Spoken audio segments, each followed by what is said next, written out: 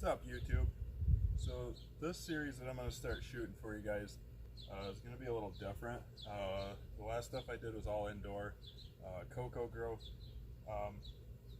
All this stuff's going to be outdoor, but this was a garden slash flower bed that we used.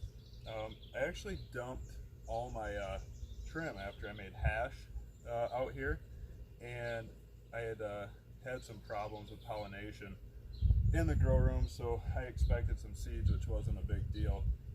So this is actually where I dumped my trim, and this is 2 plants here. I probably had 60 or 70 that came up. These 2 survived through probably 2 or 3 frosts. They were probably an inch or 2 tall for a month and a half, but I dumped them out here in early March, so they got snowed on quite a bit too.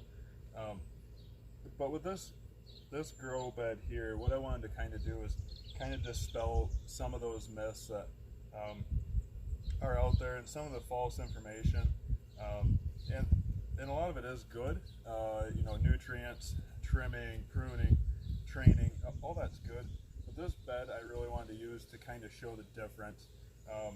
So these are completely natural. I've put nothing in the ground here, and I'm not going to either. I might put a little bit of horse manure, but that's about all I'll do. I'm going to try and keep this bed just, you know, completely natural. I'm not going to top these. I'm not going to trim the bottoms. I don't even know what strain they are, or if, you know, they're just regular seeds, obviously, so they could turn out to be males and I might have to get rid of them. But the other ones I've gotten here, so I've got a couple clones that I took from a buddy's grow room, and then the other 4 in here are started from seed. I started those indoor, but you can tell these clones are smaller. These seeds are smaller. They're doing pretty good, but I might train these. But this little group here is what I want to kind of focus on.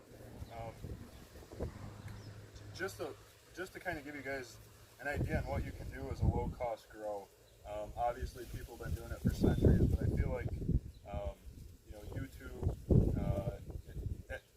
marijuana growing has been sensationalized. It's actually a lot easier, especially outdoor, than a lot of things make it out to be. You might not get the, you know, the grade or maybe even the quantity you're looking for. This is all personal use. I do give it away to friends and family, but none of it's sold. So I could really care less about you know, quantity. As long as I've got enough to last me, that's cool. So yeah, these plants I'm going to really end up, you know, kind of doing a series on, focusing. I'm just kind of show you what you know, I've had some bug issues. They've been eating away at the leaves. I haven't done anything. I initially had like a scarecrow out here to keep the birds out, and I've since gotten rid of that, hoping that the birds will stick around and eat the bugs. We'll see how that works, but yeah, I'm not even really weeding around them. I'm just going to kind of let them go and see what they do. Maybe they'll both be female, maybe I'll get that lucky, but I doubt it. But yeah, and I've also got some, yeah, I'll move the camera, hopefully you can see it now. So this is just a little guy. I started him from seed, kept him in a cup a little longer than what it should have, but that's just Fox Farms on top, and it's just horse manure on the bottom. And then these are all going to be the same too. I might, you know, pull a little grass here and there, but a lot of these I'm just not that concerned about. I do have another set of plants out back. Here in Michigan, we're allowed 12 for recreational, so take full advantage of that. I do have some out there. I don't know what they are.